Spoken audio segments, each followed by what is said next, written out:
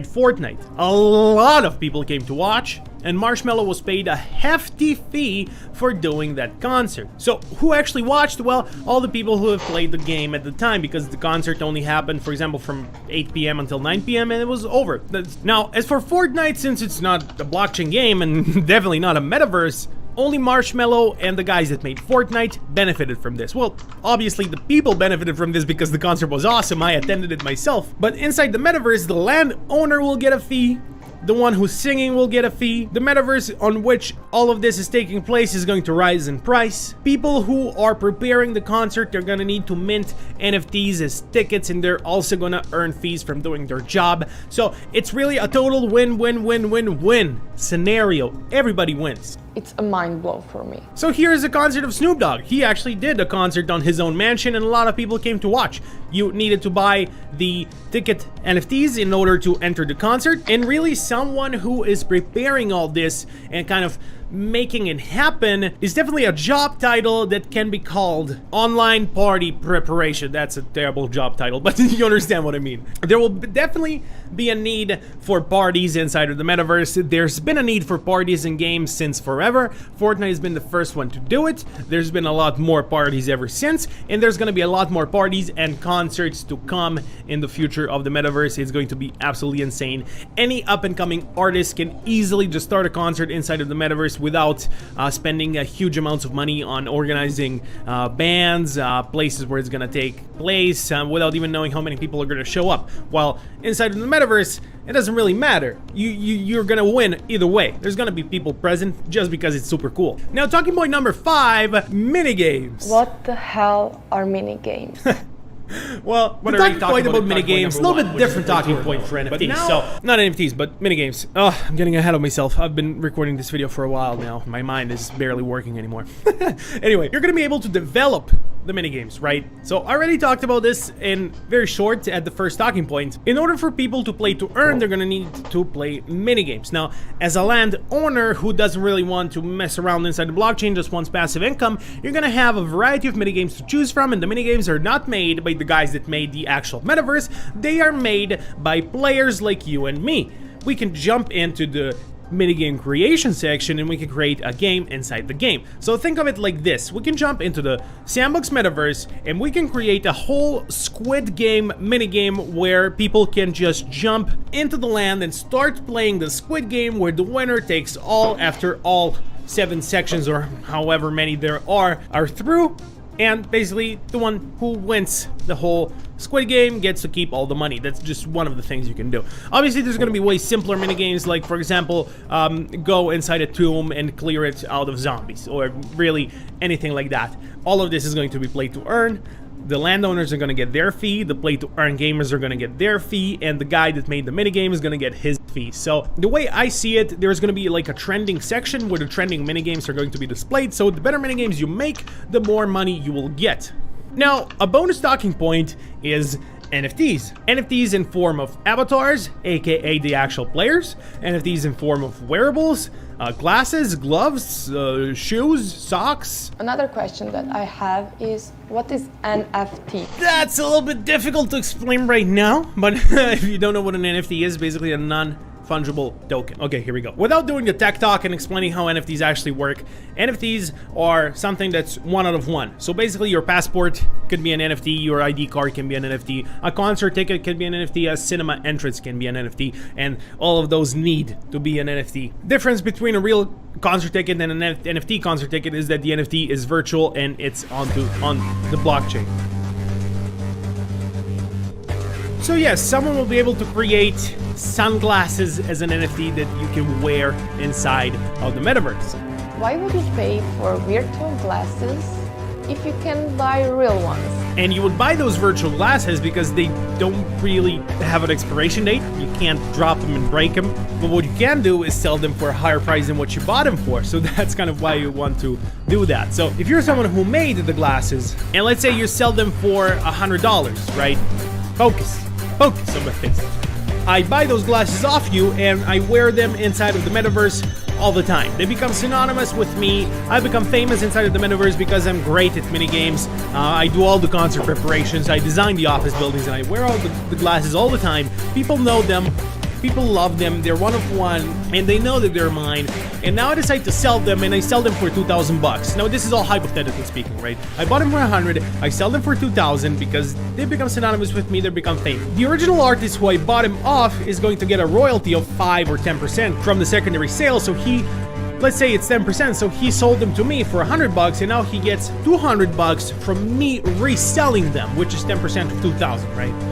Now the person who bought them off me can immediately sell them for 2,500. The original seller, the original person who has created them will get the royalty again, the 10% royalty, getting another $250, and this guy will be able to sell them for 2,500 because right now these glasses have history. They have been minted, they've been sold the first time, they've been sold the second time, and now they have history, and that's how most NFTs rise in value right now. I'm shocked. I just don't understand anything. Yeah, I get you. I'm a little bit shocked too. Well, hopefully you understood the Metaverse a little bit more from this video. Check out Veronica in the description down below. Check out San Vegas Casino Club in the description down below. Check out my Instagram in the description down below. And as always, my name is The Inspector and I'll see you next time. Peace! And the team that is working on this is yung same team ng Gen.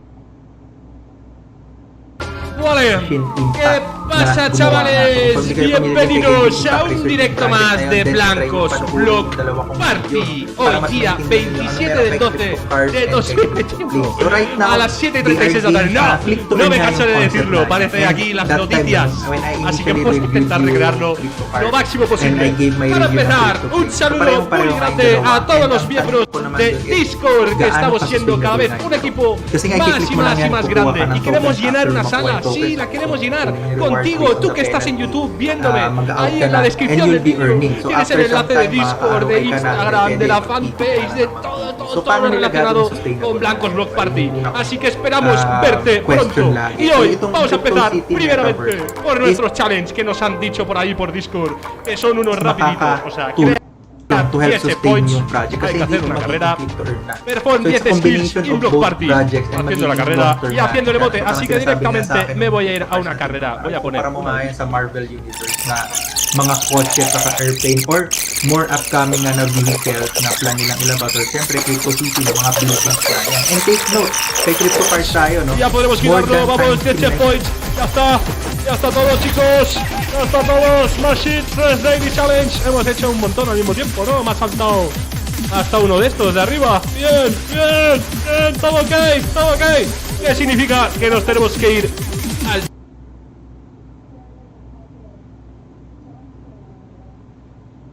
Hey everyone, we're back today, and today we're going to be talking about how the Illuvium survival mode is going to help you make money when you're playing the game, and how it might work with scholarships as well, that you can pay people to play for you, and in what way that might benefit you. Hey, I'm Scoriox, welcome back. This is where I do the maths and you do the degen to get that sweet Lambo. Please leave a comment down below on which Lambo you want. And as we all know, I am not a financial advisor. This is not financial advice. And please always do your own research. Let's jump into it.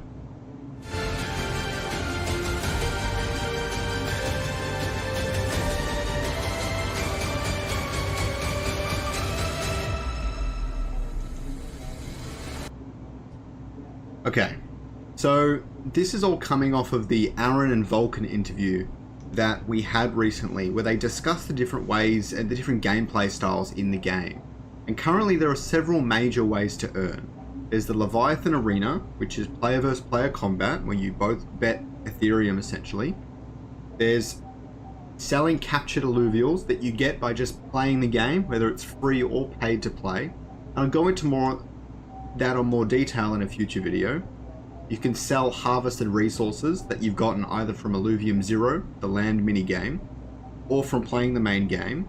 Instead of capturing alluvials, you can do both, but it's usually, I figure most people will probably focus on one or the other. There's the land revenue aspect of it, which I just covered. And there's this last one, which is actually going to be the same game mode that's going to be in the private beta.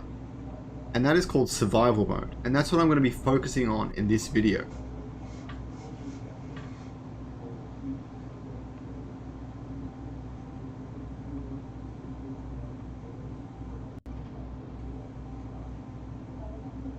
So in survival mode, what you do is you fight against waves of enemy, right? They just come one after the other, In between waves, I think you get to change up your enhancements, which are kind of like items from TFT. You get to change out your alluvials or add more to the board. You might even get to add from a pool of the wave you just defeated and things like that. But you'll mostly want to have a strong team so that you can really reach the later waves. We don't know exactly how that sort of thing is going to work, but just know that that's kind of the focus. Just play for as long as you can. The better you do, the more rewards you'll receive. And Aaron mentioned in the interview that the rewards will be given in ILV. Okay, that is the native token for Illuvium. Now, we don't know when they will be given out. You might play for a period of 1 week or a fortnight, and then at the end of that period, it gives you ILV, or if you get it after the battle. But the way he describes it, I think it will be given out in intervals. I don't know exactly what that is, but I don't think it will be as soon as you complete the battle, because how he described it is that the ILV reserved for in-game rewards, which was initially 1 million tokens. I think it might be 1.5 million now, but this keeps changing, so don't take me on that one. Probably be different by the time you watch this video. And he stated in an interview that it will be given out over 3 years.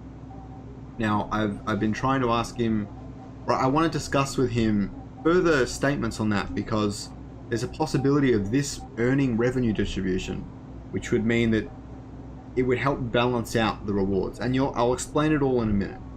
Okay? So here was the big takeaway. He said that it would follow a similar system and premise to staking. Okay? Now I have to explain staking first to go into it, but basically a certain amount of rewards will be given out over a certain time period, and the more stakers, or in this case the more people playing the game, means the less rewards per person. But I'll explain this in a second. So let me just explain staking. So let's go back to our 3 friends again. We have Mitch, James, and Jerry. And there are 300 tokens that will be distributed over 3 years.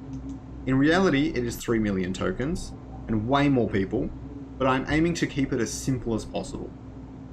Now, these 3 friends can only get these tokens by staking, and then it is distributed accordingly. Let us say Jerry stakes 2 tokens at 2.0 weight, so it is locked up for 1 year. And the other 2 stake 2 tokens, each at 1.0 weight, which would be the minimum lock period. In V1, that is flexible lock, no lock at all, but in V2, that will be a 1 month minimum. This is all subject to change. If this stayed as it was for the next 3 years, then the 300 tokens will be distributed as follows. Jerry's tokens would effectively be considered as 4 instead of 2 due to the weighting, and he will receive half the tokens, being 150. The other 2 would receive the other half, 75 tokens each. That is essentially the benefit of locking up for 2.0. Now, this is the simplest form of staking rewards. However, I should also mention that this distribution isn't actually linear. About half of the tokens would actually be distributed in the first year, and then the remaining 150 would be handed out over the next 2 years. Okay, the bulk of the rewards happen right at the start, and it curves off towards the end. Now, how does the in-game yield farming differ? So staking is essentially capital based. The more money you have, the more rewards you get. Very simple, okay? In-game rewards are almost purely time based. Reward distribution is based on the time and skill of the player, and the biggest factor overall is the number of players, okay? The less players playing, same as the less stakers staking for the other system, means the more ILV rewards each player will receive, okay? Now I know this is a bit complex, but please bear with me. I'm going to try and explain it the best I can. So, okay. Let's do one final analogy. For simplicity, we're only going to do this with 2 brothers. One is Jason, and the other is Ryan. I have no idea how exactly this is going to work, but in this example, I'm going to use a point system to help score the outcomes and distribute the ILV accordingly. I don't know if they'll use a point system in the final game or in the final survival mode, but this is how I think this is going to be very relevant in the future. Now, let us say the waves sent to a player are infinite, but each wave has the exact same time frame. Let's say every single time someone does a wave, it takes them 5 minutes. However, for each consecutive wave you complete for your given match, let's say, the points double. Now, this is an unrealistic representation of how waves will affect revenue in terms of them doubling, but accurate in terms of showing how the rewards can change based on performance, which is definitely going to be an important factor here, but it's going to be a bit less harsh, I think. I think time's going to play a slightly higher role here. That means that if you got to wave 6, it would have taken you half an hour, 5 minutes per wave, and you would receive 32 points.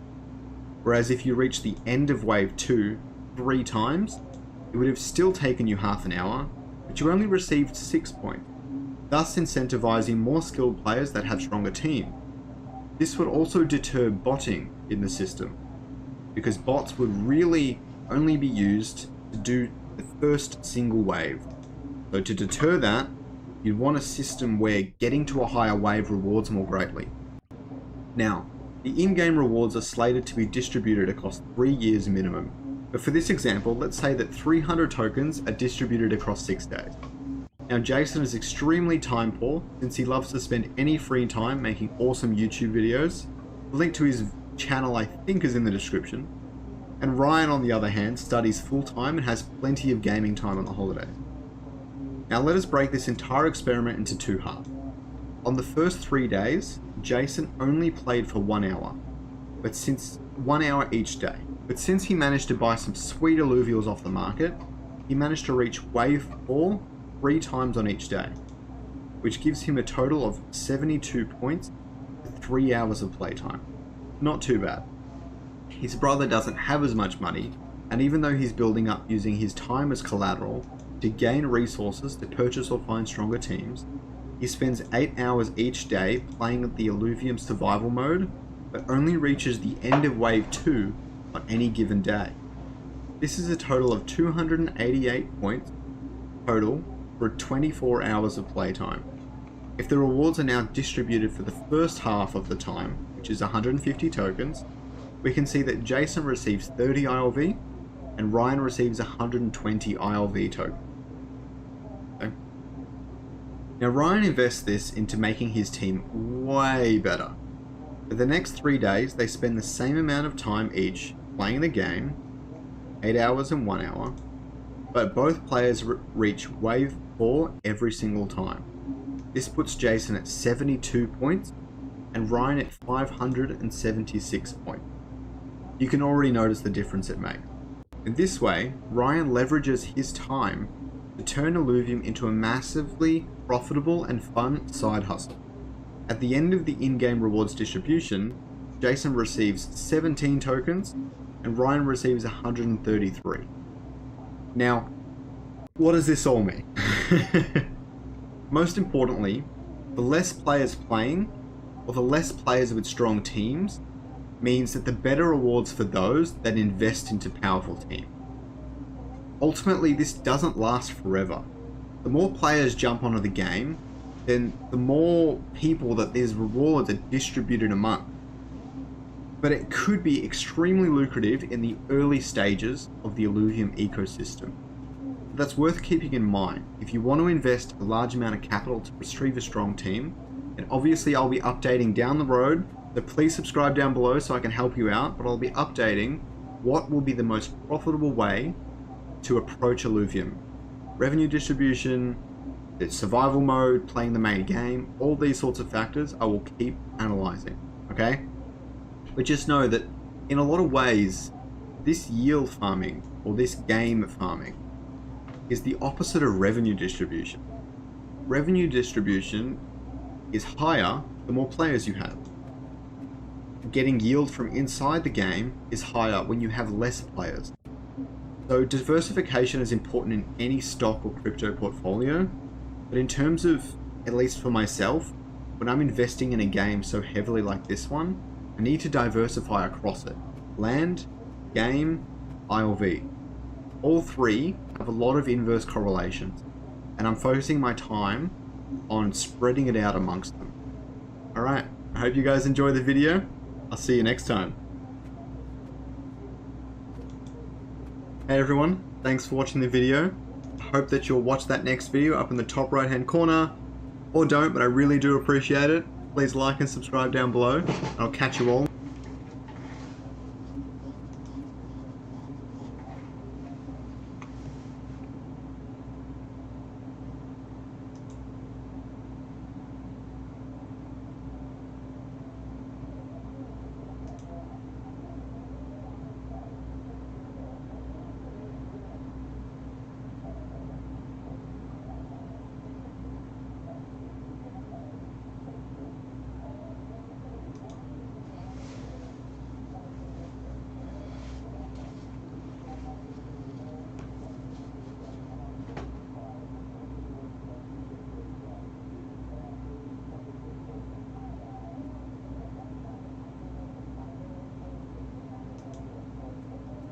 Blockchain, crypto, Web 3.0, whatever you want to call it, holds limitless potential to completely change how we use the internet. We're talking about a technology that's growing twice as fast as the internet was in about 1997-98 at the same number of users, and doesn't look like it's slowing down anytime soon. But there's a huge problem. The space is really complex. A lot of people are super overwhelmed by the steep learning curve as they try to jump in. But that's exactly what I've created this YouTube channel for, is to help you, overcome that learning curve a lot faster by distilling these concepts down so that they're simple. And I put together a free masterclass in this video to talk about some of the hottest topics like Web 3.0, Metaverse, crypto gaming, crypto social networks, so that you can understand each of these. And I've put timestamps down below so that you can conveniently navigate to each of these sections. This is a compilation of some of the previous discussions that I've had on this channel about these topics, but I've put together everything in this one video so that you can, share with your friends so they can understand how this stuff works, so you can bookmark it, rewatch it later, turn it on for a long drive or something like that. Because if you want to understand exactly where this space is headed, then you need to watch this. I think you're going to get a lot out of it. So if you're new around here, hey, I'm Gregory, and on this channel, I turn you into a blockchain master. So if that's something that you're interested in, then smash that like button down below for the YouTube algorithm and subscribe to this channel. And if you want to learn how to master blockchain step-by-step, start to finish, then head on over to dappuniversity.com/bootcamp to get started today. What exactly is Web 3.0, concretely broken down into layman's terms? How does it change the internet? And what are some examples of Web 3.0 applications that are being used right now and ones that are coming out in the future? From a really high level, what is Web 3.0? Well, essentially, it's an internet powered by blockchains. And it's an internet that wasn't really possible before all the benefits that blockchains provide, like an internet of value, decentralization, trust minimization, and permissionlessness. And I know a lot of those sound like big, fancy words that you may not understand at first glance, but these are really critical, characteristics that actually allow Web 3.0 to create new business models and kind of reinvent how the internet works, which will be evident as I talk about those things in this video. And so what are some really simple examples of things that you can do with Web 3.0 that you couldn't do, with other previous versions of the internet? Well, a pretty easy example is, cryptocurrency and decentralized finance. So let's just start off with cryptocurrency. This is actually creating a form of money that is native to the internet, okay? And you couldn't exactly do that with the internet before we had blockchains, because one big characteristic of maybe Web 2.0, for example, is an internet powered by databases, siloed databases that live on somebody's central server. And the last thing you want to do is give somebody who owns a central server the power to create a money, because they could manipulate, the money supply or your own balance however they see fit, because they have complete control over that. Well, if you have a Web 3.0 blockchain powered internet, then people actually share copies of the code and all the data across multiple computers where it can't be manipulated. So that's an example of decentralization, an example of the internet of value, this trust minimization that I'm talking about. But taking that to the next level, we have permissionlessness, which is one of the other things that I said. And you see that play out in decentralized finance. We're take this to the next level, where you have not only just cryptocurrency, but things that you can do with cryptocurrency that you would normally do in the regular financial world, and also new things like trade cryptocurrencies. You can do this in a permissionless way. You don't have to ask anybody's permission to get on a decentralized exchange or a DEX to trade, and you don't have to provide your identity information, which essentially retains more of your privacy, which is something that you completely give up in Web 2.0. Now, these are two common examples of apps that exist right now. You know, crypto and DeFi are examples of Web 3.0 use cases, but the possibilities extend way beyond what you can just do with money. And I want to talk about those more and how this actually turns the business model of the internet upside down and how it iterates on Web 2.0 and to usher in Web 3.0, what that looks like compared to other previous versions of the internet. So to do that, let's just do a quick recap of all the previous versions of the internet, how they're like one another, how they're different from one another, and then how Web 3.0 comes into the equation. So let's start off with Web 1.0. So Web 1.0 really starts off as the first version of the internet, primarily categorized by just static websites that don't really do very much besides just display information on the page, right? You can go to a website, it's got, you know, some text on it, some pictures, a cool design, maybe a hit counter. You might be able to email that website around. Maybe that's how you find out about new websites. And we start to see search engines really start to hit the scene. Now transition to more Web 2.0, where you have a much more sophisticated user experience on the internet that creates new possibilities, where you have actual web applications where you're signing up with a username and a password, where you start to be able to actually access the internet on a mobile device. You see social networking start to absolutely explode. E-commerce takes off like a rocket ship, and tons of new business models completely, you know, come onto the scene and change the world really forever. And so as Web 2.0 hits the scene, it really changes how the business models of the internet work. So I want to show you this because this is really important to understand so that you can, you know, grasp how Web 3.0 changes things. So let's take an example of social networking, okay? So the business models for Web 3.0 are essentially that in many cases, you're getting something free, and in turn, they're getting information from you, and they're just selling that information. They're extracting value from you, in many cases where you don't actually know it, and this can be disrupted by Web 3.0, and I'll explain that here in a second. So let's just look at an example of social networking. So we'll take Facebook as an example. So let's say, you know, a user signs up for Facebook, okay? Well, their incentive to do this is so that they can, you know, network with other people, use this really actually amazing application that's taken an insane amount of money to develop and grow to the point that it has today, okay? And the more users that actually use the network, the more valuable it becomes. But Facebook's got to pay the bills somehow. And so how do they do it if you're largely using the application for free? Well, it's because they, you know, are monetizing your information. So basically, whenever you sign up for Facebook, you give them a username and password. You know, they track you everywhere online. So you get a cookie back on your computer. So anytime that, you know, you visit an e-commerce website, you visit a news website, you know, all your browsing history, they're basically, you know, capturing all that data with a website, because all these websites also have Facebook pixels installed on their sites, because their incentive is they actually want to pay, you know, to run ads so they can get their customers back off Facebook, all right, back onto their websites. And so you're tracked pretty much everywhere online. And so, you know, at the end of the day, like, you know, Facebook knows a lot about you based upon all your browsing history. And they're getting more and more sophisticated as time goes on at actually generating more insights about you that you don't even realize that you're giving to them. And they're making an absolute killing, all right, off of you, because they're selling this information to advertisers who want to spend on their platform, and also probably selling it to people off their platform as well. And that right there is one of the most popular, you know, business models for Web 2.0 as it exists today. Give away something for free in turn for information. And in many cases, people who are, you know, charging money for services in Web 2.0 models are also collecting information, because why wouldn't they do that anyway? People are clearly fine with it.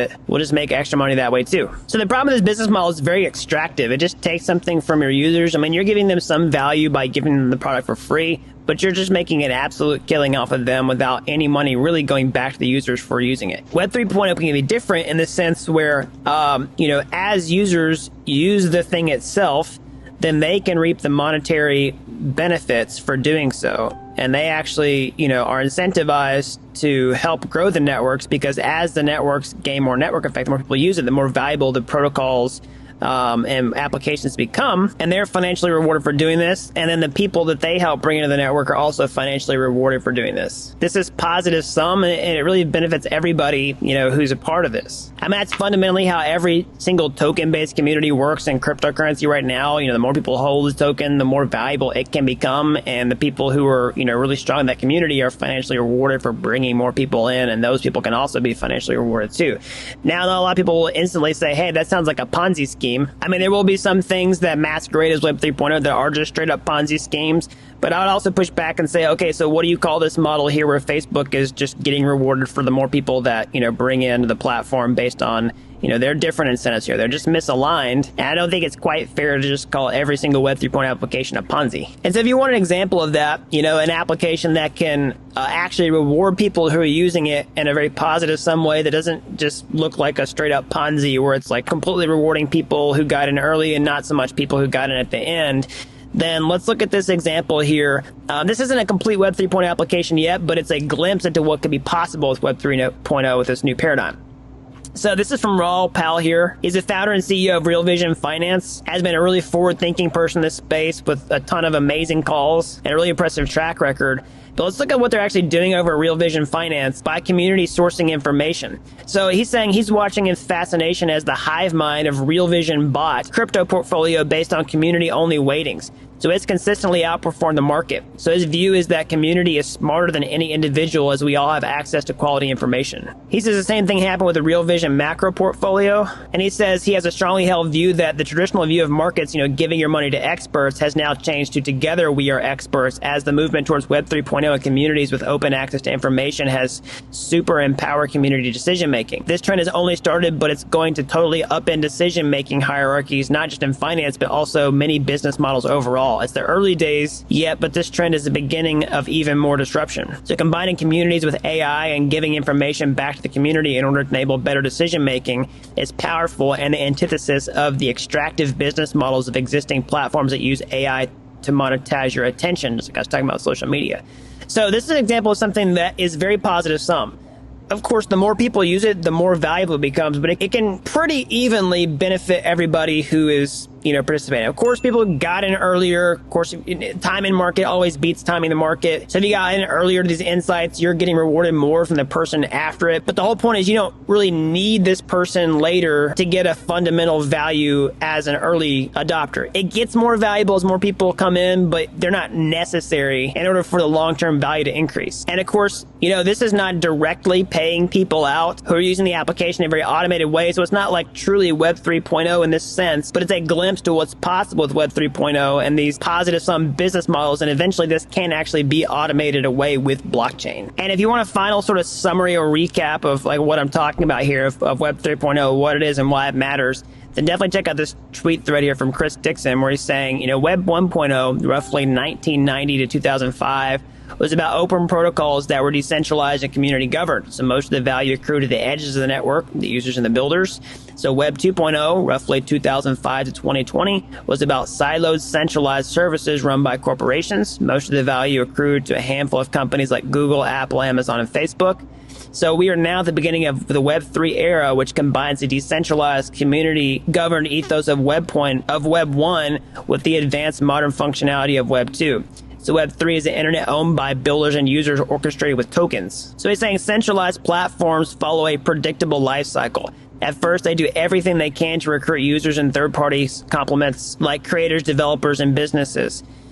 They do this to strengthen the network effect. As platforms move up the adoption S-curve, their power over users and third parties steadily grows. So when they hit the top of the S-curve, their relationship with network participants change from positive sum to zero sum. To continue growing requires extracting data from users and competing with former partners. So famous examples of this are Microsoft versus Netscape, Google versus Yelp, Facebook versus Zynga, Twitter versus third-party clients, and Epic versus Apple. For third parties, the transition from cooperation to competition feels like a bait and switch. Over time, the best entrepreneurs, developers, and investors have learned not to build on top of centralized platforms. This is stifled innovation. So now let's talk about Web 3. In Web 3, ownership and control is decentralized. Users and builders can own pieces of the internet services by owning tokens, both non-fungible and fungible. Tokens give users property rights, the ability to own a piece of the internet. NFTs give users the ability to own objects, which can be art, photos, code, music, text, etc., etc. And basically saying all this exists on top of blockchain, and all this is, a future powered by blockchains that was not possible in Web 2.0 without these critical technologies. And we're just scratching the surface of what's possible with this, and the next decade is likely to be very bright and very fruitful for people who understand this stuff early, and that's one of the reasons I want to help make these YouTube videos so that you all can catch this during this critical time. There's a lot of buzz going around the internet right now about the metaverse and what a big deal this could be for, the internet, blockchain technology, cryptocurrency over the next coming months and years. Facebook has actually rebranded itself to be called Meta to focus on the metaverse. Well, we saw news about this early this year. I was making, videos about this on my channel. How Mark Zuckerberg was saying that they were going to pivot the vision of Facebook itself from a social media company to a metaverse company long term. And after several months, that actually came true. And we just saw a keynote come out recently where Facebook announced this change. Now, just for clarification, when I say Facebook has changed its name to Meta, it's the parent company that owns the Facebook social media app that you use. So if you're using like Facebook, the app, it should still be called Facebook. But the parent company that owns, Facebook, Oculus, Instagram, that's being rebranded to Meta to focus on the metaverse. And so that's a pretty significant deal, okay? Because, Facebook is a massive giant, and they decided they're going to completely scrap their old strategy and start focusing on this. Then I would personally be paying attention to that technology. And I think this change is actually a pretty big reason why we've seen crypto markets continue to do well. I think investors are trying to allocate capital in areas where there's activity and more use cases, and now as metaverse has come into the equation, it's another reason why people will be using blockchains in the first place. All right, so with all that being said, what is the metaverse? Well, you can think about it as an embodied internet, all right? So a next generation of your internet experience that you see today, okay? So you can think about, internet that you see now where maybe you're using this video like on a website like YouTube, maybe in an app, or you get on social media, you use an e-commerce site, whatever. Well, the internet is really a 2D experience, all right? But in the metaverse, this takes it to a 3-dimensional experience. So you can think about technologies like virtual reality, maybe where you have a headset on and you're like fully immersed in a different world, or augmented reality where you can actually see the world around you, but then you bring some sort of digital experience to the physical world around you that you can see and hear. Now, you might say, well, we already have that stuff right now. What's that got to do with the metaverse? Well, the real critical change here is that the metaverse is actually a different space altogether that's not controlled by any central company. And this is what's made possible by blockchain technology. This is the missing link that makes an open internet where you can do things like, own property or own digital assets that aren't under anybody's central control, but you can actually take these things and move them around and transfer ownership freely inside this embodied internet experience. And so really this is a continuation of also what's called Web 3.0. So you might have heard this as a trend in and of itself. So Web 3.0 is the next generation of the internet, things like moving from Web 1.0 to 2.0 to 3.0. Metaverse actually is a subset of Web 3.0. Just like, mobile was a subset of Web 2.0. It's just a new way to experience the internet, but the fundamental value proposition of Web 3.0 is an open and decentralized internet powered by blockchains, and you get that with Metaverse. All right, so let's actually go over some concrete examples of what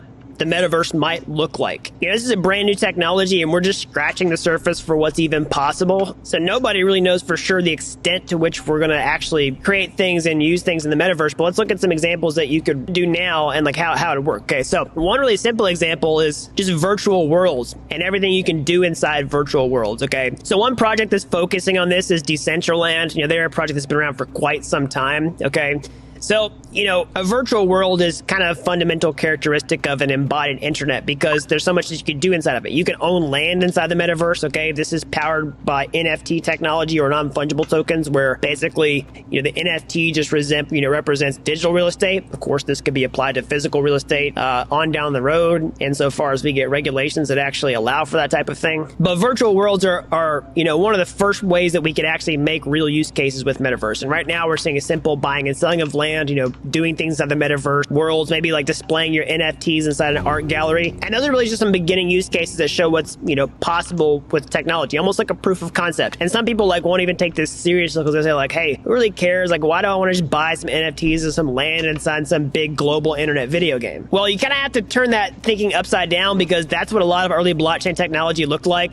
And also early internet technology, almost all new technology looks kind of like a toy, but you have to learn how to see what the future potential is here. Because trust me, I was around in 2017 when DeFi and NFTs were really just a concept inside people's heads, and now they've exploded to the massive trends that they are today and aren't going to slow down anytime soon. And so you have to see the same type of thing with Metaverse, okay? So just because you can buy land and look at NFTs inside art galleries right now, these virtual worlds can get better where you could actually do things and, be yourself inside of a Metaverse virtual world. So for example, example, what if you could, take calls inside of a metaverse, like, actually meet people, interact with them, to where, like, instead of seeing somebody on a Zoom call, you could actually have some sort of 3D experience with that person, inside the metaverse. Or what if you could do it where you could basically choose your own physical appearance in the metaverse? And I think that's actually a draw that plays upon a continuation of what you're seeing on the internet now. I mean, how many times you look at somebody's profile picture on the internet and it doesn't really look anything like them because they're kind of creating themselves their own image.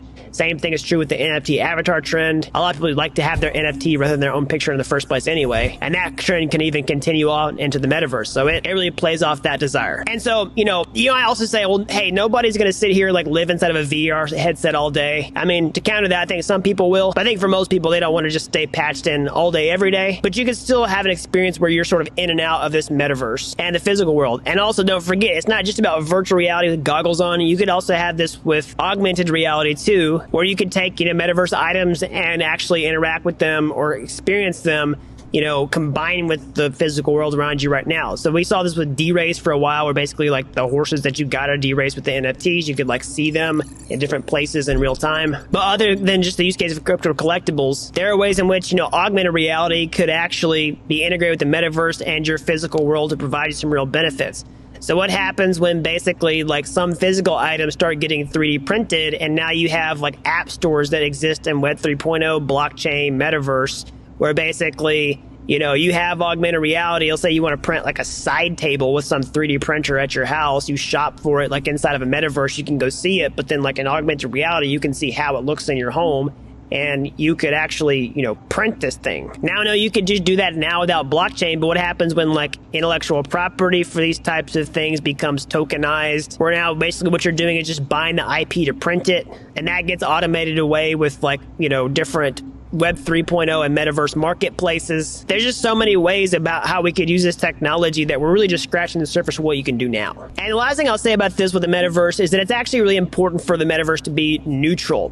Okay, or at least the infrastructure of the metaverse should be neutral. I know this is pretty controversial with Facebook talking about getting into, the metaverse, because people say, hey, Facebook is kind of the antithesis of crypto. They're very centralized. They're sort of just jumping in, trying to control this trend early. To which I say, well, there's not a whole lot you can really do about that other than build a compelling alternative. And I think part of that compelling alternative is actually neutrality. And that's still, even with Facebook's involvement in this future, that I still think it can be a net positive for this entire movement, because even if, what they end up creating is not in the spirit of what most people want, who are already here in blockchain and, value the values of, trustlessness, decentralization, censorship resistance, then even if a major player like that comes into space that isn't maybe compromising some of those things, they still have a ton of people that they can bring into the space that can go down the rabbit hole and actually arrive at that sweet spot of having, similar values to what we have now. Because it only takes a few experiences, where you really feel the pain of centralization to really make you want decentralization. And like I was saying before, the biggest thing that we can do is create compelling alternatives. And we have some of those things now, and they are getting better over time as, Web 3.0 blockchains become more scalable, faster, and cheaper to use. And so really, we're just scratching the surface, and I'm excited to see where this takes off. Crypto and blockchain are a massive trend that's transforming the future of technology as we know it. But within this trend itself, we've got lots of other smaller trends that are absolutely explosive, like DeFi, NFTs. And in this video, I want to talk about the next big trend that's taking off right now, gaming with crypto, and why it's so important and why you need to pay attention. So crypto gaming has caught a lot of people's attention lately because prices of cryptocurrency related to game projects have been on an absolute tear. We've seen massive gains like, 260%, 150%, 100%, 150 across the board. We've seen major companies get into the crypto gaming space like, GameStop entering the metaverse with Web3 gaming job post. We've seen resistance of major Web 2.0 based gaming companies like Steam actually banning Web 3 based games from their platform. So all these are signs of a brand new industry with a, tech trend around this nascent technology that shows huge potential. And the prices of the cryptocurrencies associated with this project is starting to really take off to support this. And now with gaming, I don't think it's just hype. I think there's actually fundamentals underlying this. And I'll talk about that in a minute. Let's actually talk about the prices and what they can do for this overall trend to kind of push the momentum forward, okay?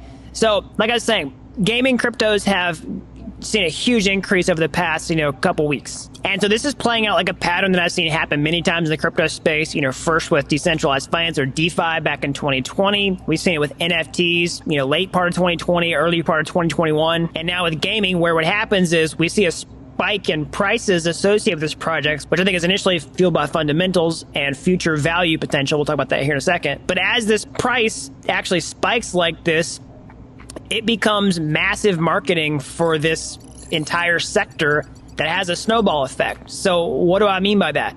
Well, basically, cryptocurrency prices are the best marketing for anything blockchain related. So anytime, Bitcoin reaches an all-time high, overall interest in anything blockchain related just absolutely explodes. It happens with, search engine volume. I can see my YouTube analytics, et cetera, et cetera. And so that applies to every other small trend. So when DeFi blew up, it was like, the prices went up. Everybody wants to know what DeFi technology is about, right?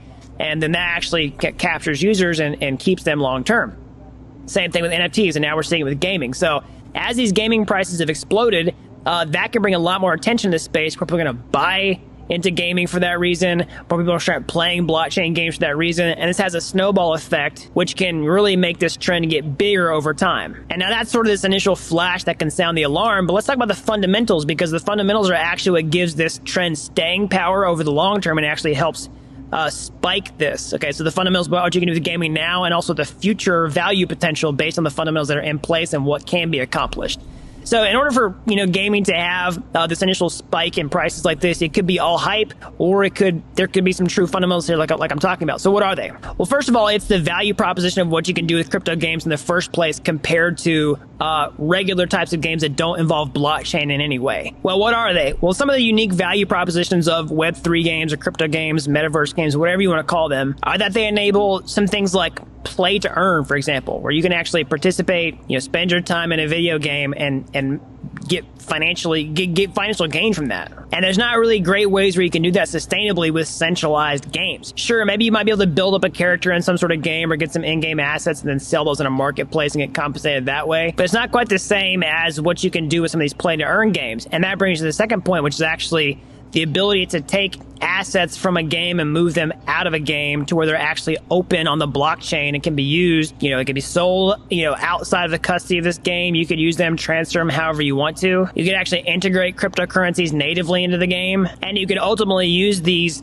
items, in the metaverse in some way. And we'll talk about that here in a minute. So those are some of the fundamentals of blockchain gaming in the first place. They have real solid value proposition right now, and they have a lot of future value potential. And that to me is what's supporting these cryptocurrency prices. Because at the end of the day, the long-term thesis on this channel is always, as you create technology that has real benefits to it, that creates demand for the tech itself, as people start using that, insofar as cryptocurrency is integrated to those technologies, in an inextricable way, the value can actually accrue to the cryptocurrencies themselves because they are an integral part of that system. And so the cryptocurrency value is actually supported by the network effect of the technology itself. In this case, that's what's happening with crypto gaming. And so if you're just brand new to crypto gaming and you're just checking out the space and you want to look at some projects and see like, hey, what do they do? Why is this important?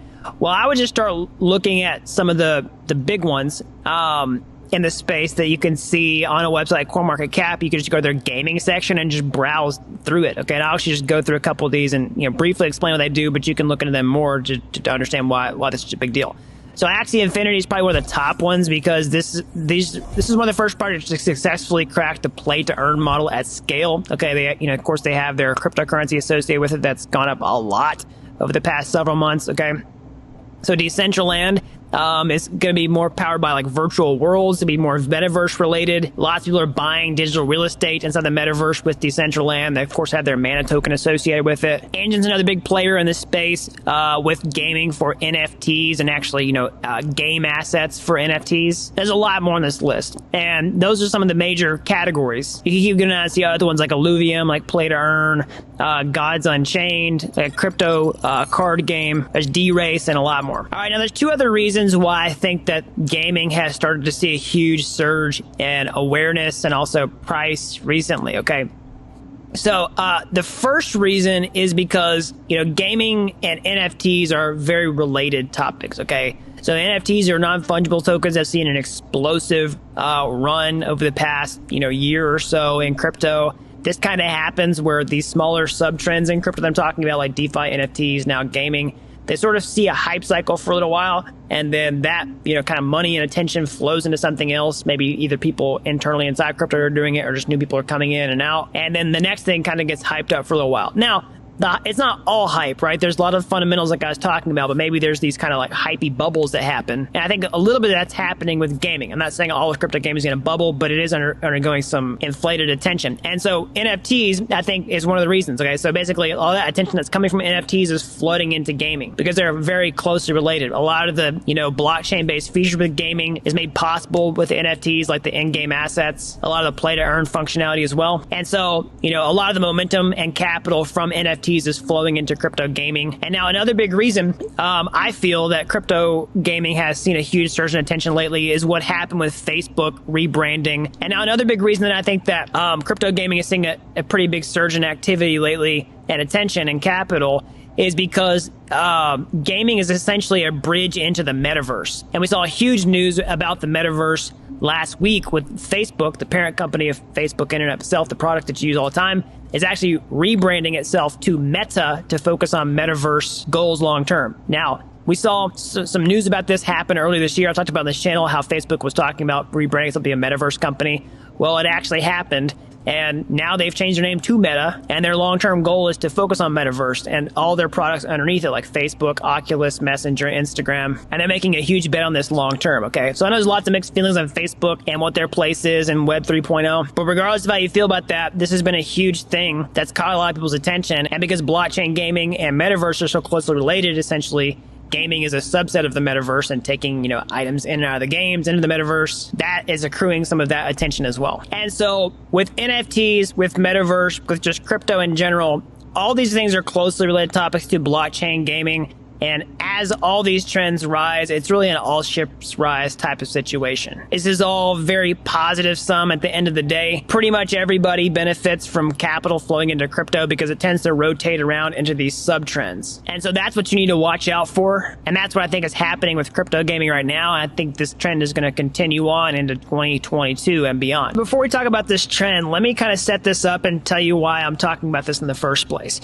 So I just got done watching this talk from Vitalik Buterin at ETHCC. This is a big Ethereum conference that just wrapped up. And in case you're brand new around here and don't know who Vitalik is, well, he's the mastermind behind Ethereum itself. And so whenever he talks at events like this, people pay a lot of attention and are highly influenced by the things that he says here. And inside this talk, he actually lays out some of the next things that can be built on top of Ethereum because of some of the major technological breakthroughs that are happening right now. And so I want to give a quick recap of some of the things that he says. I'll put a link to this talk down in the comment section below so you can actually watch the entire thing. But I'll give you a really brief summary and then really hone in on this trend here. So the whole point of his talk is talking about what we have in blockchain right now is mostly decentralized finance, or DeFi, at least built on top of Ethereum. We have cryptocurrencies, and then we have things that you can do on top of that with cryptocurrencies, like trade them with decentralized exchanges, use them inside of other DeFi apps for like yield farming, earn high APYs that you can't get inside your bank account. And he says all these things are great, but we want to look beyond that to find the next things that we can do with Ethereum itself. And so he lays out several different ideas for what we can do beyond decentralized finance, but the number one thing that stood out to me from his talk that I think we're going to see a lot of traction from is actually going to be decentralized social media, or Web3 based social media. And so let's talk about why. Well, first, let's look at basically what blockchains are good at compared to, alternative ways of doing things. And let's look at how we can actually improve social media with blockchain. So I'm actually going to borrow some ideas from Vitalik's talk here. Again, the link's down in the description below if you want to watch the entire thing. So full credit there. But he says that basically people use DeFi for two primary reasons in the first place. Number one, finance is the area where a lot of centralization, you really feel the pain of it. That's where it kind of sucks the most. For example, if you want to go wire funds at a bank, it takes like forever to do that. You actually have to go into the physical location. You have to wait for the wire to settle. But with blockchain, you can just send money basically instantly. And so DeFi really solves this pain point. There's lots of other things DeFi does well. And one of the reasons that DeFi works right now with Ethereum as it is, warts and all, being kind of slow and kind of expensive to use, is people are still willing to use it because they're making making money with it, right? They're willing to pay transaction fees on top of the Ethereum network because they're, getting a high return on tokens that they're trading or farms that they're entering and leaving. They're making money with it, so they're willing to spend money to make money. And it's a natural fit because finance is a pay-to-play system. But right now, if you were to build, a social network on top of Ethereum, it wouldn't necessarily work as well. All these benefits wouldn't necessarily transfer over. But since Ethereum is actually making a lot of changes in the coming months to improve its transaction fee issue, then new use cases are emerging, and the fact that it's making this transition can actually make it more viable to create a Web3-based social network. And that's because, as layer 2 scaling solutions go online, transactions are going to become cheaper, and as Ethereum migrates from proof of work to proof of stake, and then sharding gets turned on as well, then we can also improve that scalability problem with those improvements. But once those technical barriers are crossed, why would you use a decentralized social media or a blockchain-based social media platform as opposed to a centralized one? Well, like Vitalik says in his talk, basically, there's a pretty widespread understanding that social media as we see it today kind of sucks, or there's some major problems and then we need better ones. So what are some of these problems? Well, number one is censorship or manipulation. Basically, social media has the ability to hide things they don't like or promote things that they do like, and also the ability to completely ban users from their platform. And I think more and more users are becoming aware of this and desiring some sort of alternative. And the other reasons that he laid out are like low quality discourse. So how many times do you see like a really high value social media post put out there and then it has all these like terrible comments? Maybe it's just like spam or scammers or just really low quality discourse. And then the last one is basically engagement misaligned with quality. That's what he says in the video. Basically, the idea is that social media platforms incentivize people to click on things that aren't necessarily of the highest quality. They just get attention and therefore they get shown the most. All right, so let's talk about some of these benefits that he proposes in here and how blockchain can make this better with social media. So let's start with the idea of censorship. So let's talk about like outright censorship, like somebody saying, well, I'm not going to show your post, or basically, I just want to ban somebody from a platform altogether. Well, of course, with blockchain, anytime you put new information on the blockchain, it's there forever.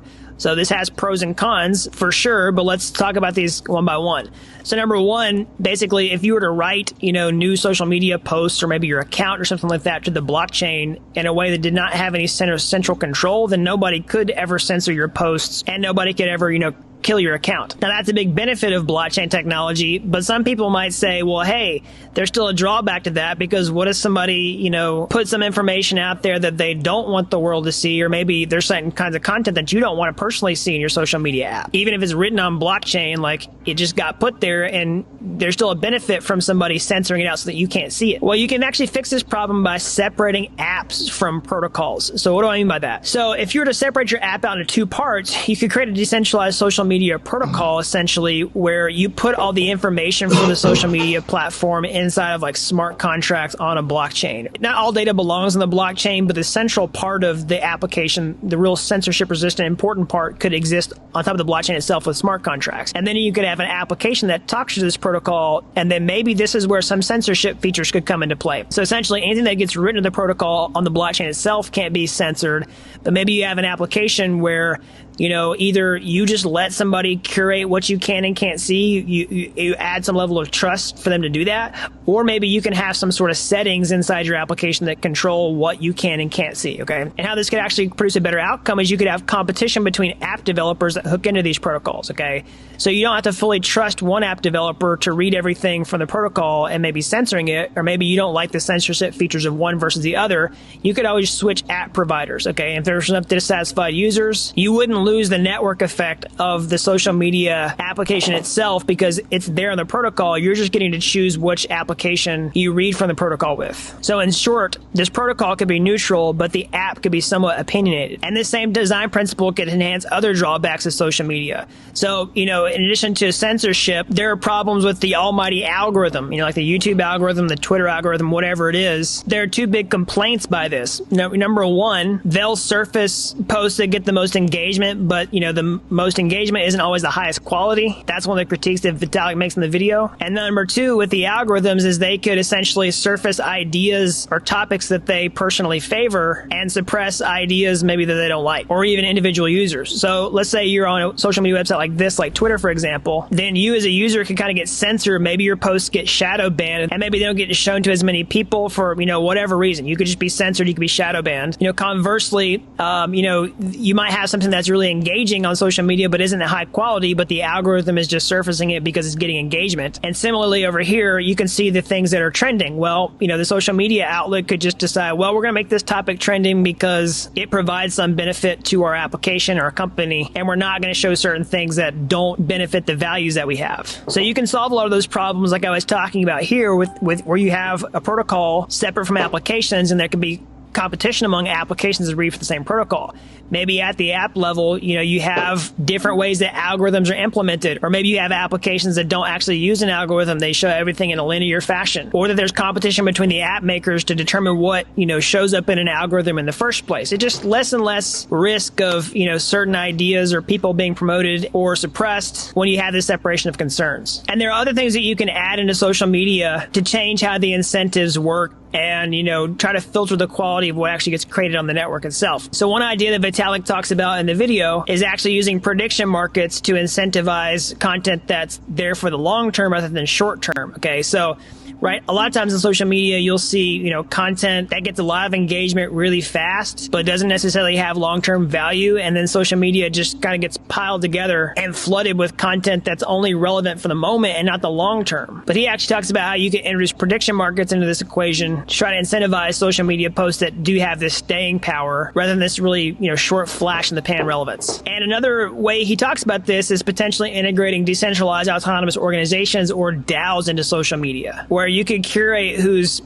posting in a certain community or in a circle based upon membership of that DAO, which in many cases would probably just be token ownership. And the last major thing that you could do with these social media platforms is actually introducing other economic incentives with cryptocurrency into these social media platforms. All right, so those are some ideas on how, blockchain can actually improve social media and why this could be another big trend coming down the pike for this entire space, particularly for Ethereum. These are some of the points that Vitalik laid out inside of his talk at ETHCC. Again, I'll put a link to that down in the comment section below or in the description so that you can watch that. I've drawn pretty liberally from that talk, so full credit where credit is due. But there's a lot of use cases for blockchain beyond decentralized finance or DeFi that we're using right now. And a lot of these use cases are being made possible because of the advancements in blockchain technology that are specific to this moment in time, specifically layer 2 scaling and the move to, Ethereum 2.0. It's going to make all this stuff a lot faster, a lot cheaper, way more scalable for mass adoption, which is ultimately what social media needs in order for any, blockchain-based social media network to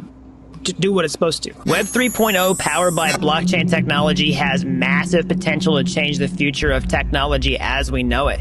This is self-evident if you've actually sat down and gotten your hands dirty and tried out any of these applications yourself.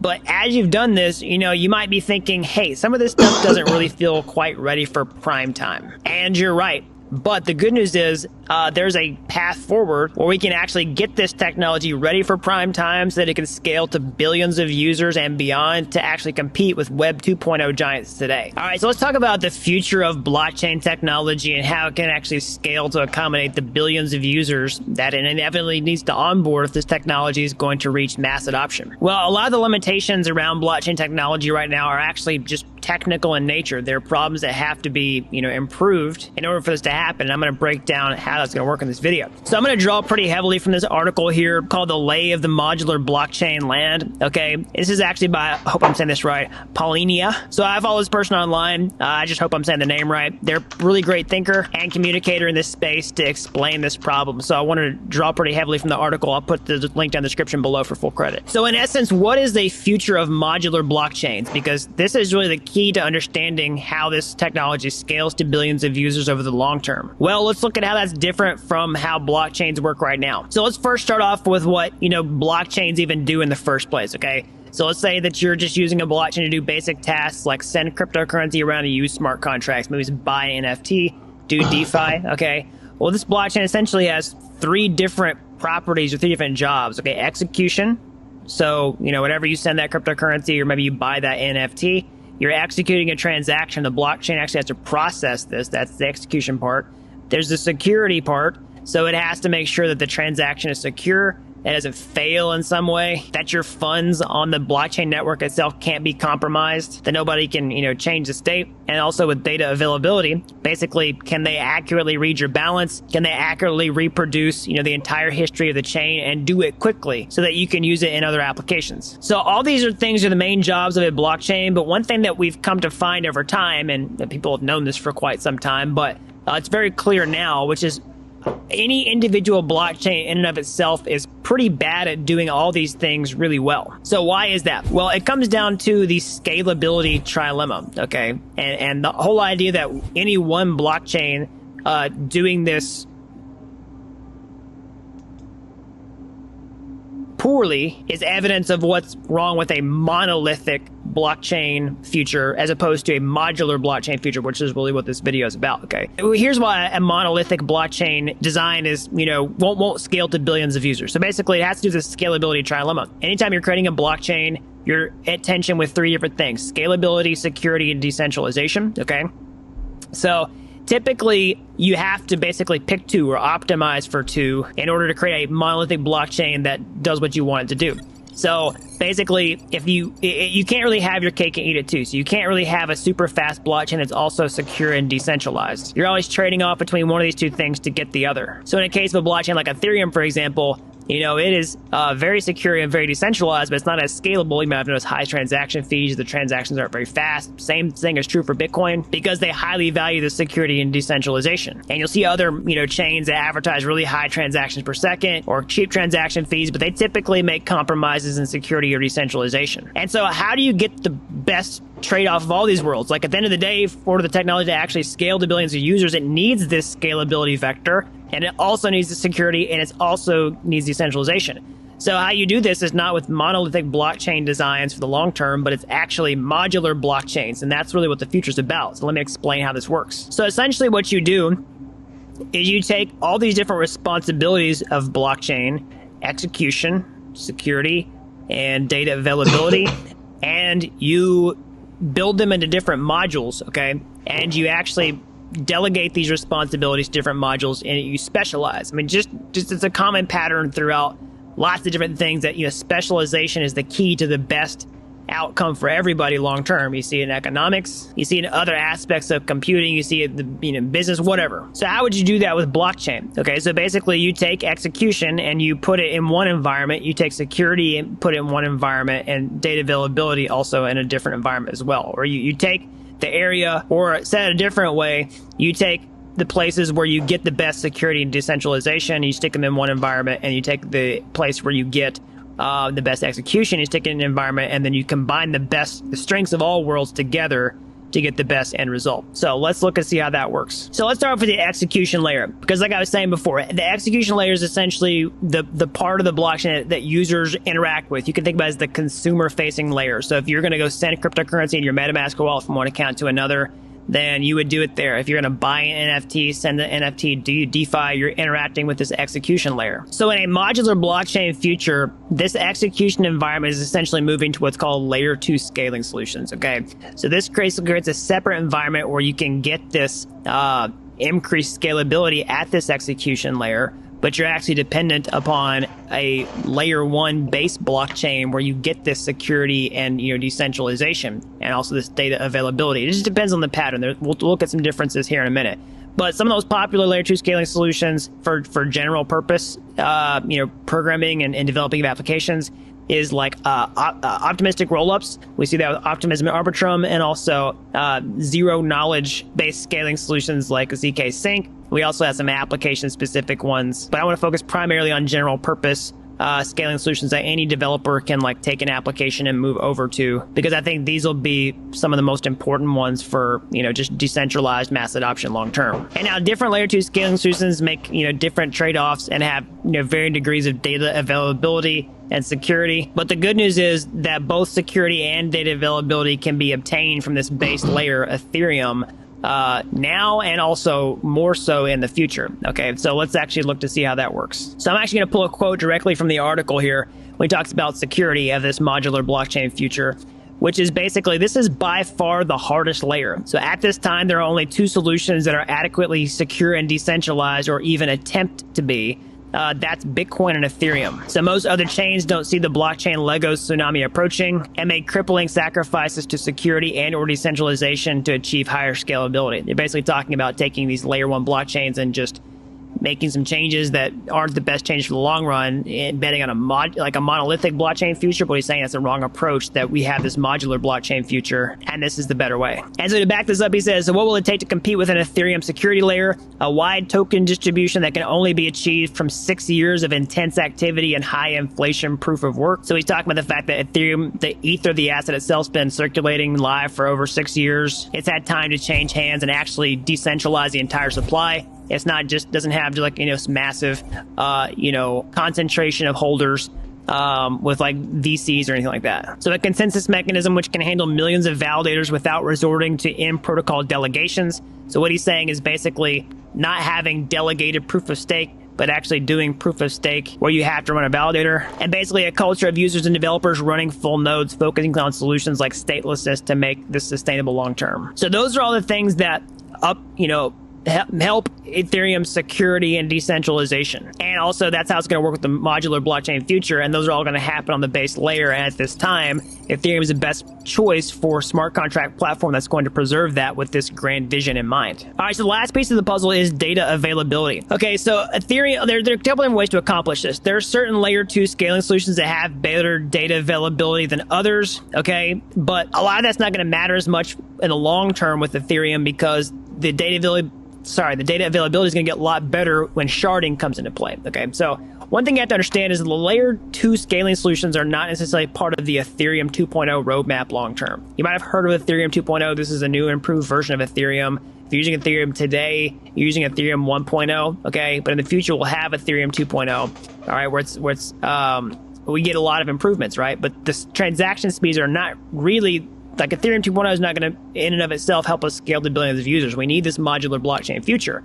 But we are actually, improving that base layer that we're talking about here to make it better with data availability long term with the sharding part of Ethereum 2.0 that's coming over the next probably, year and change. So what is that going to do? Well, it's going to break the blockchain up into smaller shards or smaller blockchains that are all, governed by the central blockchain itself. And so what this does is it makes Ethereum data availability, or the ability to retrieve information reliably and quickly from the blockchain, much better, because it's breaking this information up into smaller clusters, and you don't have to have this responsibility, shared by the entire blockchain. It's taking that modular blockchain, idea down to the actual base layer itself, and doing this, delegation, this specialization for data shards in and of themselves inside this blockchain. But he says in the short term, we have validiums and volitions, which can leverage Ethereum security while committing transaction data in compressed form to separate data availability layers. Talking about that, basically in the short term, we can get these benefits from layer 2 scaling solutions. So with all these three pieces combined, we can actually get the best trade-off that accomplishes all the purposes that a blockchain is supposed to fulfill.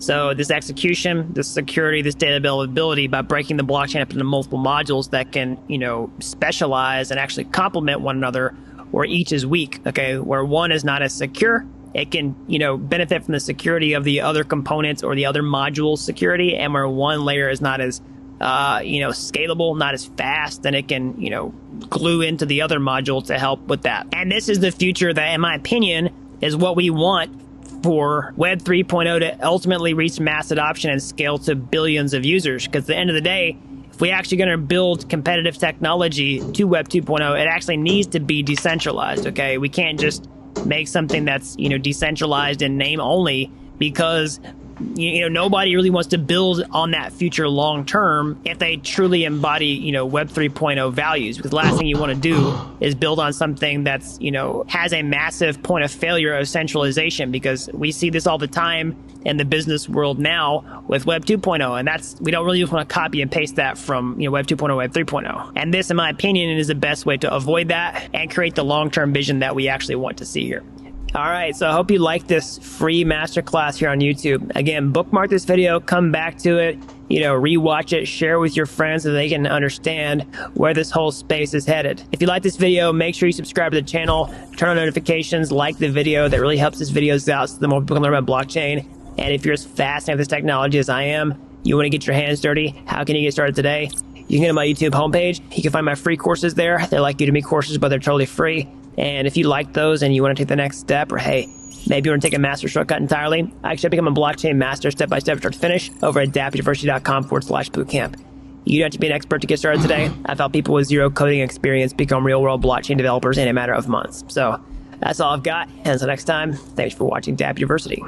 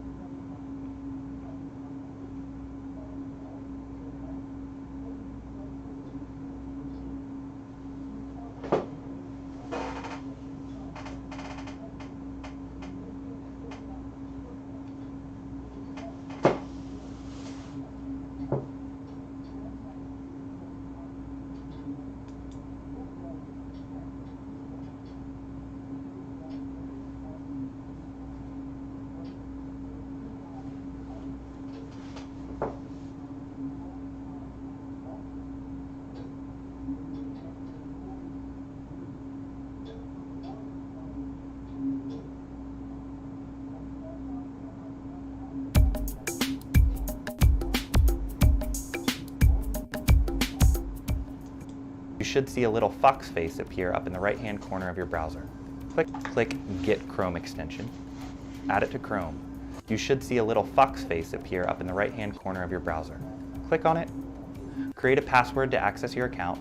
Remember to make it a good password because, like a bank account, MetaMask will hold actual valuables.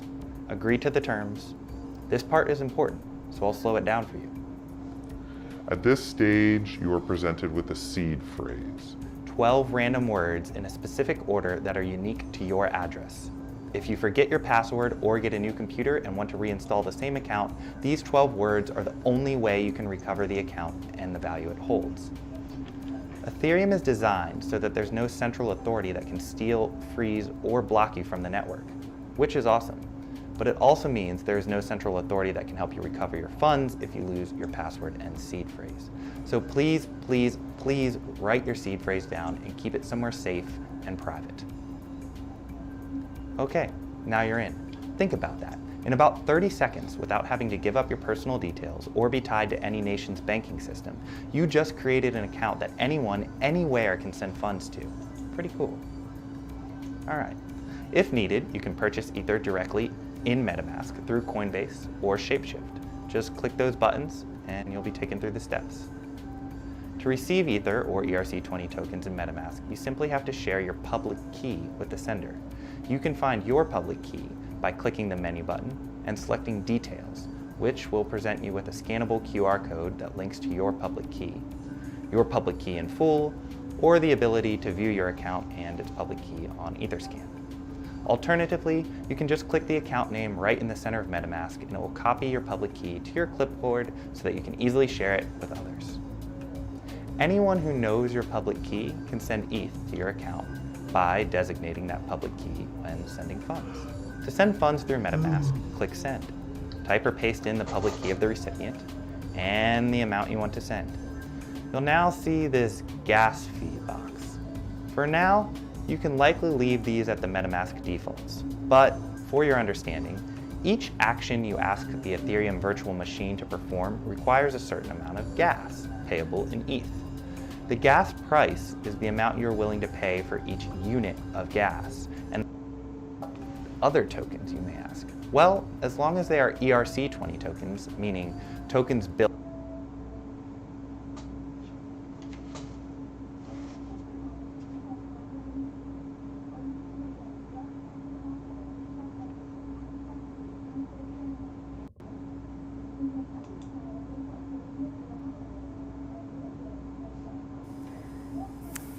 Hello everyone, and welcome to the Polkadot Parachain Party, where we are celebrating the onboarding of the first 5 parachains to onboard on Polkadot Network.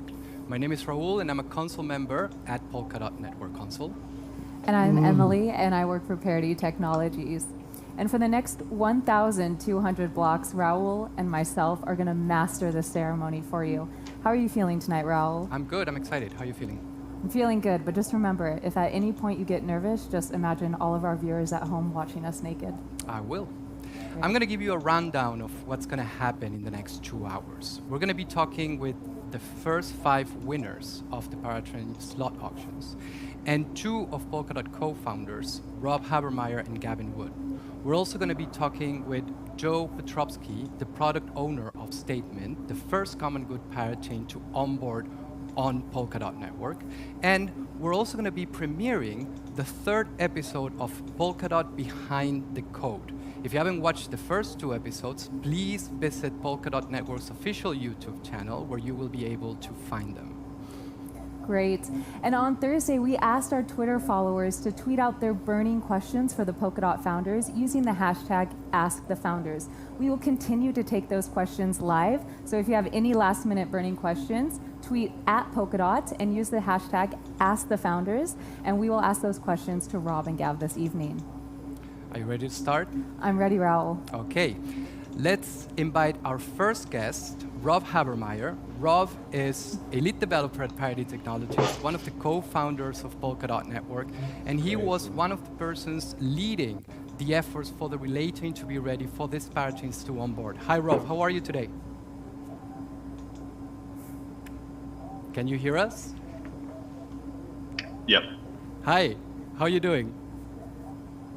Doing great. Yeah, thanks. I couldn't tell, are you guys doing the intro right now? Yes, we just finished with the intro, and we're ready for you to walk us through about what happened on the relay chain to get ready for the first 5 parachains to onboard. Okay, yeah, for sure. That happy to help with that. First of all, thanks. It's great to be here, and you guys have the most incredible background. I feel a little underdressed. Wow, did you really? That's a lot of air. So what happened on the relay chain to get ready for the first 5 parachains? We kind of did it in two phases. So the relay chain is made up of different kinds of pallets. So we have a bunch of different, call them pallets, but they're really just modules, and we stitch them together. So the first thing that had to happen was, we upgraded the logic of the relay chain to include the parachains pallets. That's a collection of a bunch of them. So, some for recognizing new parachain blocks, some for collecting votes on them, some for making sure that the data stays available. So we did those upgrades to get those pallets on. And then the next thing was to schedule the auctions. So governance scheduled the auctions, and that's done through an auctions palette. And the auctions went one by one over the last 5 or 6 weeks, started in early November. But those are just the auctions. And in fact, really at any time between the first auction and now, parachains could have gone live, but what they were doing was waiting for a trigger. And this trigger is what we call the start of the lease period. So those parachains are going to be on board for 2 years. and they're gonna, you know, all start at the same time, which was sometime last night. So they are live, and will go on for the remainder of their lease periods. Good. We have a few questions from the community. The community has submitted some questions with the hashtag #AskTheFounders on Twitter. The first question for you is, you work at Parity, you've been working at Parity for a long time, and you're one of Polkadot founders. What is the most difficult and painful part about leading a decentralized team? Yeah, that's a really good question. Well, I think one of the main caveats that I would throw into that is most of the team is based in Europe, and indeed for most of the time of the development of Polkadot, I was also based in Europe. So I think one of the key things that makes coordination a bit easier is being on the same time zone, especially because then you can, you know, have messages flying back and forth. For the moment, I'm in the United States. You know, that might change in the future. We have a few people in the United States, we have a few people in Asia. Still, for the most part, everybody is in Europe. I'd say running a decentralized team is something that, you know, it's more difficult because you lose a lot of things that come easily to a centralized team that are all in one location, especially like the social and cultural aspects. But if you can pull it off successfully, I think it scales much better because all of a sudden you don't have to be hunting for as much office space. You don't need to be gathering as many people in one place. So I think some of the difficulties have been about getting people really in sync, especially during COVID, especially across time zones, especially through the internet. But beyond those challenges, I think it's actually it shows a lot more potential for us to just bring more people into the team and bring more people in the community, I think, faster than we would be able to otherwise. Wonderful. Now, Rob, there were so many design and architectural decisions made by the team when building parachains. I'm sure a lot of even road bumps or things along the way. Can you talk about some of the design decisions you made when building parachains and scalability, interoperability, all of these things that make parachains really the best layer one blockchains? Yeah, sure. Wow, I mean, we could probably talk for half an hour just on that. So I'll try to keep this brief. But I think a lot of the design, and I think this comes down to like the components that go into any kind of successful project or successful research project, is about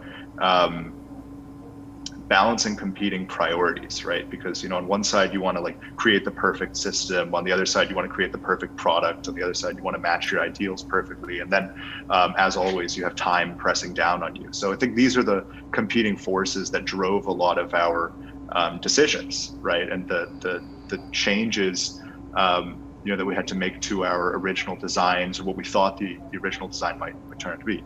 We were coding this thing as we were coming up with it.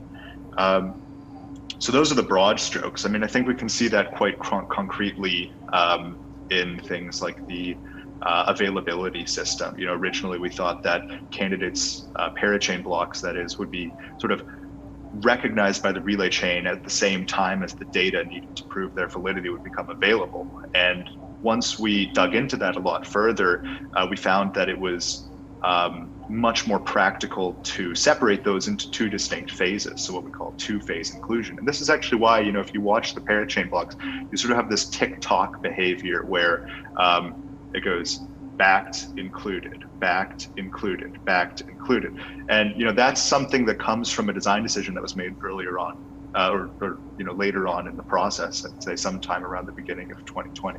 We had other trade-offs, things in our messaging protocols, XCMP, things in the design of XCM to accommodate bridges and completely foreign changes. But in the interest of time, I'll leave my answer there for now.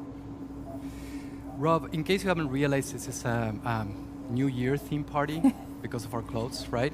So Western New Year. Yeah. So how do you see Polkadot in 2022? Yeah, I think 2022 is really going to be the year of Polkadot. I think it's, this is a time, and I'm kind of glad we're here in time for the holiday season, because it feels like a holiday gift to the community. We've been working on this thing for a very long time. But I'd say what we've done here is it's not an ending, right? It's a beginning. If I could be optimistic, I'd say it's the opening of a floodgates. And what we can expect, of course, is more teams coming online. That's at a bare minimum. From the core side, we're looking at a lot of optimizations, a lot of features. We took a very security-first development approach. When you're writing these kinds of decentralized protocols, you have to make sure that they're difficult to attack, right? But there's a lot of room for optimization, and we've equipped our development teams to understand these problems and implement these optimizations. A lot of that is going to be happening over 2022. For Polkadot as an ecosystem, which might be a little bit more interesting, I'm predicting a lot of interesting stuff. In the first couple of quarters, we're going to see more parachains coming online. We're going to see these parachains starting to open up communication channels to each other. That's going to allow value to move between parachains. And as a result of that, we're going to see cross-chain applications, some of the very first in the world. And this is the first heterogeneously sharded system in the world. Nobody has done this. Nobody is even close to what we've launched today. And that means that we're going to see apps built on top of parachains. We talk about parachains as layer ones. We're going to see smart contracts on top of these things. We're going to see combinations of pallets, embassies, cargo ships bringing containers across continents. Lots of really cool stuff is just going to start to unfold in 2022. That's super exciting. We're looking forward to see what happens in 2022 with Polkadot Network. We want to thank you for joining the event today, and we hope you have a very happy new year, and we hope to see you back here in Berlin in 2022, hopefully. I hope so too. Yeah. Well, thanks. Incredible to be here, and let's celebrate, everybody. Yeah, let's be festive, and let's enjoy the rest of the party. Yeah. Thank you, Rob. Thanks, Rob. Bye. So, we have talked about celebrating auction parachains, right? Correct. But there's another type of parachains also on Polkadot Network. We have our first one on Polkadot, Statement. But what are exactly common good chains? Right. Joining us today, we have product owner of Statement, Joe Petrowski, pro cyclist, and someone who actually, I kid you not, enjoys waking up at 5 a.m. Joe, thank you so much for joining us here today. I know it must be way past your bedtime. What is it, 6:30 p.m.? He's asleep. Can you hear us?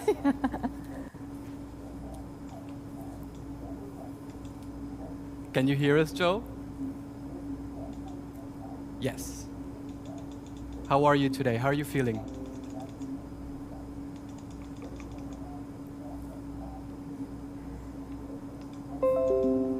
I think we're having some technical difficulties with...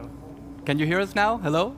Yeah, I could hear you the whole time, but Zoom was preventing me from unmuting myself. I see. How are you today? A perfect example of why we need Web3, right? Yes, thank you, Joe, for bringing us that example. Yeah, I'm good. It's not quite my bedtime yet, but yeah, thanks for putting me on the early part of the show. Yes. We took that into consideration when having you on. Joe, well, first off, congratulations. I know the last 24 hours have been an exciting 24 hours for you, in particular as the product owner of Statement. We have a couple of questions here about common good parachains and auction-winning parachains. So you're really our representation here tonight for common good parachains, and the other way teams can be onboarded to the network without winning an auction. So let's dive right into it. First, what are the differences between common good parachains and auction-winning parachains? Why might one want to be a common good parachain over taking part of an auction and winning the auction? Yeah, so I can't really speak for anybody's or any team's like individual motivations for why they would want to choose one route over another. But in general, like with Polkadot, we want to isolate and parallelize as much logic as possible. Like the whole point of these chains is that they can specialize in certain things. And so we kind of view Polkadot as like an entire network of blockchains, not just a network of individual blockchains. And so it kind of makes sense to add services that would benefit the entire network. So there are these kind of fall into two categories generally that we kind of call like system level and public utility chains. The public utility chains are the ones that are kind of like, just services beyond the scope of the relay chain or what the relay chain provides now, but that people would generally like think of as useful to the entire network. So you can think of like bridges to other chains like Ethereum as falling under this category.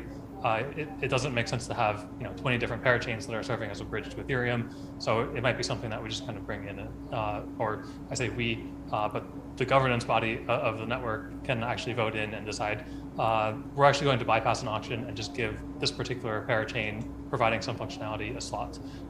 And then the other category, system level chain, this actually just moves logic from the relay chain into parachains. And so this makes a lot of sense. Our goal is actually to have a transactionless relay chain one day. So there would be no balances, no governance, no staking, none of the stuff actually taking place on the relay chain. And they would all take place in parachains. And so you could kind of think of like one of the maybe bigger topics lately is crowd loans. So I think it would be interesting one day to just move that actually into parachains, right? You could have like an auctions parachain that just sends a message at the end of the auction to the relay chain, and it would take all of these like crowd loan and auction transactions off of the relay chain, which really just frees up space for the relay chain to work on other more important things like validating parachains. Great, yeah. That's a great point there, Joe. I like the analogy with the iPhone where it doesn't really, there's the App Store, but it doesn't make sense to have 50 flashlight apps, right? So there's just one. And that's what common good parachains are for the Polkadot ecosystem. It wouldn't make sense to have multiple bridges, like you said, to Ethereum or Bitcoin. So common good chains are a way for the network to have chains that are voted in.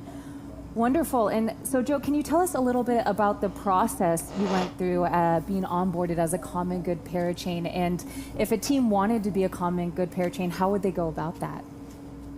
Yeah, so funny you should ask about the process today, because it's been a little bit of a rough onboarding in this particular instance.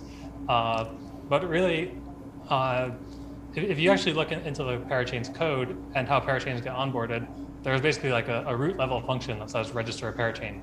And one way to actually call this function is to go through the auction process, and at the end of the auction logic actually autonomously calls the function to register the auction winner. But the other way would just be to call this function directly via governance. So that's what we did.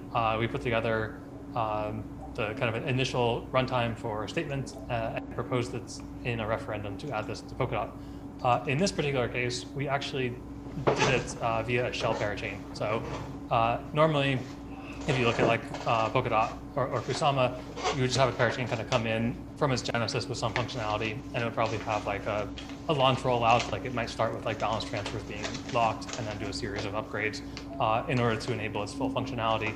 But we didn't want to just put a completely featured parachain onto Polkadot to begin with, because there's all this stuff that Rob was just talking about, like the backing and inclusion and finalization that the relay chain provides. And we wanted to actually make sure that this was functioning properly. So we started out with a shell parachain, which only had, I think, 2 palettes in it. And one of them was like the kind of system palette that's in everything and just has the very basic, primitives for like what the database looks like in the chain. And the other one was the cross-chain messaging palette, which was just set up to interpret a message from the relay chain, telling it to upgrade to something else.